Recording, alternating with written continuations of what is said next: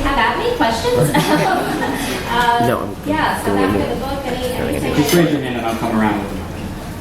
So this is probably my ignorance, but I imagine there are multiple languages spoken in South Africa. There are 11 official languages. So what language, I mean, I know a lot of people speak English, but how did you communicate? What language did you learn and what language did the girls write in? Yeah, they wrote in English with a lot of Prose phrases. It's the click. That's the only click I can sometimes do. I'm not doing it very well tonight, but it sounds like you're calling a horse, like Prose. Oh, okay. Yeah, so that was most of the girls, that Prose was their first language. But once they start school, once they start into primary school, they take English, everyone takes English, and then everyone takes a second language, and that kind of changes from school to school, kind of depending on their area, and I think they have a choice in that as well. But the girls, they were all fluent in English. They wrote in English. Although with the language, it was interesting because sometimes, we'd be talking and they would slip into Prose, and I don't speak that. I mean, I have. That was the second question. I don't. I have Kosi, thank you. Molo is hello. Mulwaney is to a crowd. Mulwaney. I should have started with that for you all. And I'm about out. Sisi. Sisi means sister. That was an easy one. So I sometimes I would stop them. I said, wait, go back. What did you just say? And they would just laugh at me and then translate and kind of go on. And then I had some people from the church would, some of the church ladies. You always can count on church ladies to help you out. And take you around when I was doing, some interviews with people if there were, just to feel more comfortable because that was my failing. I wish I could have been there longer so I could have learned. I learned bits of Prose, bits of Afrikaans, and that's about it. That's what I call listening. And shame.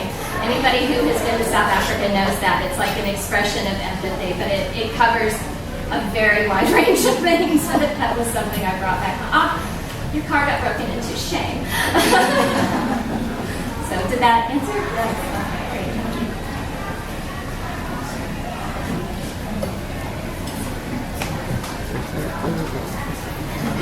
There's kids. This is awesome. You can know. Has me thinking.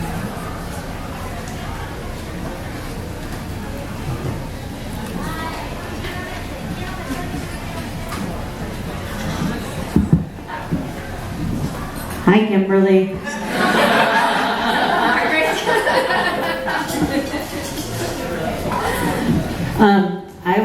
Sorry, there's a trick.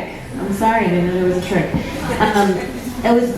have loved everything, and I saw the process during its formation. And what I wanted to know was what surprised you about the experience. I mean, clearly there were many of them, but when you were thinking about what it would be like, how was it different? I think it surprised me how well I got to know the girls. It really grew to be something much more than the Saturday afternoon 2-hour sessions. I went with Anna Swain to the HIV clinic to go for her ARV medications, and I harassed her repeatedly that she needed to take them, which she's not very good at.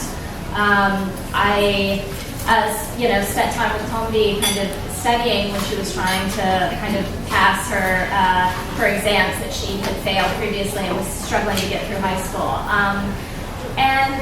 Just to really develop a relationship that continues to this day. This is when Facebook is more than just a giant time suck. I really keep up with them, and I've been back several times to finish up the research for the book. But then also I was just there in December for a friend's wedding, and I think they think, yeah, sure, you're writing a book. 5 years in the life of somebody, between 16 and 20 is like a lifetime, and so. But they have them now. They have been shipped to South Africa, so they're going to have them in their hands. They're now very excited, and I'm nervous about them reading. but I think I did read, this is in the book as well, but I read a bit when we had a reunion in 2013. We had Amazwe and Tombi was the name of the writing club. I should have said that. Amazwe and Tombi, it means Voices of the Girls in close-up. And that was what we brainstormed, and that was what they came up with. And it couldn't have been more perfect, especially because I always love that Amazwe sounds close to amazing. And that's what I think of them as. So, but it was in very drafty form at that point, but I read them part of it. And Sharon, who is pictured on the cover, she's a student now at University of Cape Town, but she said, okay, we approve of it. We trust you now. That was what we trust you now. I said, you didn't trust me before? And it's, there's just people, these girls, they're savvy girls. They're savvy young women, and they know when people come in, and they know when outsiders are telling their stories. And I was very much an outsider telling their stories, and I was always acutely aware of that. I didn't speak their language. I didn't have their experiences growing up. I had some experiences that mirror theirs because we all struggle with some of the same things coming of age as young women. But I was an outsider, and that was why it was very important to me to have the book incorporate so many of their own words, so much of their writing and poetry and prose. Plus, they're just really good. They're really good writers, and they're incredibly insightful. So, yeah, those are all very good. And the other surprise is how hard it is to write a book. A lot of you have also heard about, of course, is that, it's again, we all kind of struggle with that kind of self-doubt and doubting the authenticity and the right to claim our voices. And that was something that, it was sort of a parallel journey, I guess, I was on with the girls. Thank you.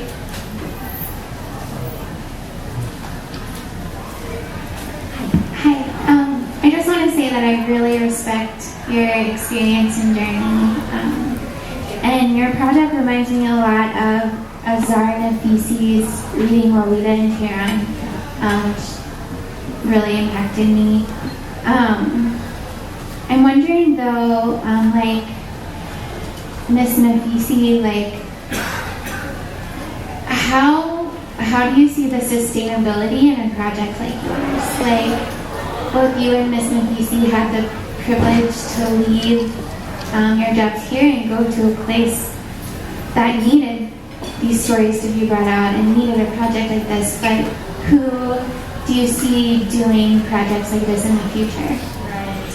That's a great question. I actually read Reading Lolita in Tehran while I was in Cape Town in 2010. It's an amazingly beautiful book. It was an incredible inspiration to aim that high, to come to those levels of her writing. That was her culture. That was, she was a professor there, so she did have those connections. The truth is, what I created was not sustainable. The writing club doesn't exist still, which makes me sad. But the girls, they're growing up. They grow up so quick. They're scattered. Some of them are living in different places. Some of them are going to school. Some of them have had babies. There's a whole range of experiences that mirror the place where they live, the community where they live. But I think what was sustainable was the confidence that they gained from themselves, and it was just, I feel like I was the catalyst for this. I just asked the questions. I gave them the writing prompts. And like I said, Ntombi, the one who literally found her voice, she will speak to anyone now and will really advocate for herself. And that's the part that they can take. They already, I think, had really these deep wells of resilience. They had to come through some of the situations they've come through. But I think they've really just tapped into a confidence in believing that, they can, they have it within them to have their voices heard. And so, that's a great thing. But I do wish they wrote more. Every time I go back, I ask that, are you writing? Are you, just on your own? And, I always make them do it when we get together because I want to hear what you're thinking. And but even Sharon, the one who's on the cover, but she talks about part of it, I think, was having this circle, was having the chance to be heard. That it was I don't want to say therapy because it wasn't like that, and I certainly wasn't qualified to be therapy of anything. But it was a sounding board of their peers, and bonds that developed. That it wasn't just you come in and you never see these people again. But Sharon said, now when she has so much in her head, sometimes she'll like type it out on her phone or something, or like do a Facebook post and then make it private. But just so she has it, or else she'll type it out and then she'll erase it. I said, don't do that. You need to keep that stuff for the record of where you were, so you see where you come. But on the other hand, I should say there are amazing writers in South Africa. They didn't need me to do this. And actually, one of my favorite scenes in the book, I got involved with a group called Center for the Book in Cape Town that had a creative writing club for grown-ups, basically I called it, that I went to kind of spur on my own writing while I was there. And the woman, Nellie, who led it, the first time I told her about the Amazwi and Tolme, she was close up, she looked at me, Amazwi and Tolme, and I thought I was saying it wrong after all, 8 months. And she thought it was wonderful, and she said, I have to meet these girls. And so she and 2 other women writers came out to join us on a Saturday. And it's, I'll let you read it in the book. It was actually my favorite moment of the whole year, what happened there. So that was cool. And there's others. Siki, the South African who's here, is an amazing writer too. So I'm hoping that, I just want to put people in touch. So it's about connecting.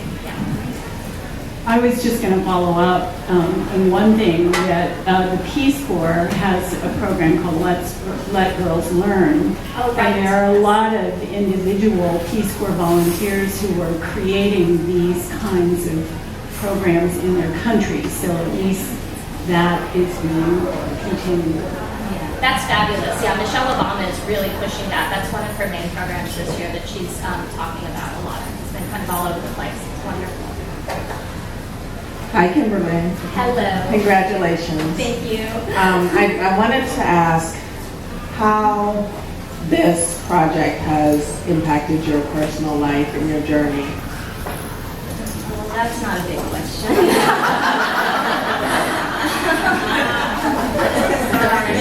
I don't want to keep you all here so long. I've been in DC for I don't know, about almost 15 years, probably about 14 years. I've been at my job for 12 years. Bread for the world, representing in the house, yay. It was time to move on, and I was trying to figure out what to move to. And part of it was, as Anna Swaina ratted me out, I was in my 40s when I did this. Most full writers aren't in their 40s. Most were straight out of undergrad, which I thought you had to be. Actually, I didn't know that there was no age limit. But it's one of those things, especially if you guys are in DC, you see so many amazing people come through this place in their 20s who have been everywhere and done everything. And I did some cool things in my 20s, but not this. And I thought I kind of missed my chance. And then I get into this in the book as well, that, I don't have kids. So I didn't have to consider that factor, to uproot a family and decide, hey, I'm going to go to Africa and teach.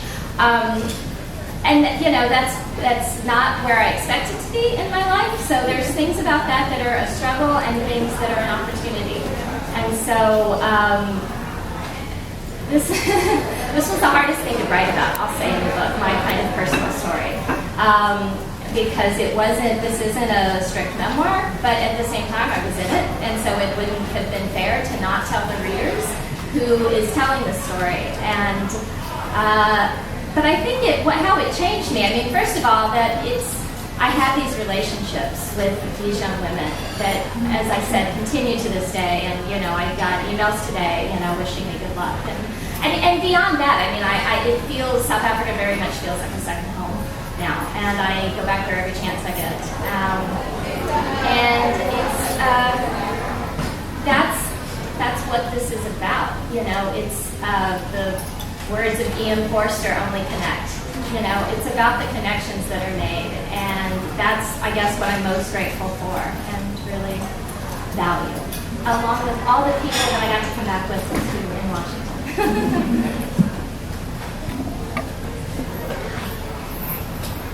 just wanted to ask you, you're dealing with teenage girls that have been through some pretty serious security risks in their lives and are continually faced with those, as I'm sure that you were working in that community. Sorry, I was just saying that you're working with teenage girls that deal with security concerns on or safety on a regular basis, as I'm sure that you did when you were working with them. How did you manage the safety risk of writing their stories, and how safe did you feel for yourself and for them as you go to publish? Sure, of course. Well, I made clear that they knew and understood over and over and over and over again that I was writing this book. That was the intention and what I wanted to do, and I wanted to have their stories incorporated. And it was very important to me to get their permission, obviously, and and spending lots of time talking with them and getting their kind of their backstories and knowing about their lives before I met them. You mean in terms of like how it kind of if it affected their kind of place in their communities? Is that? Yeah, like, okay. I mean, I think, well, with Venezuela, she was always like, you can tell anything. She's like, it's mine to tell, which I took a lot of courage from, because it was, it is her, their stories to tell.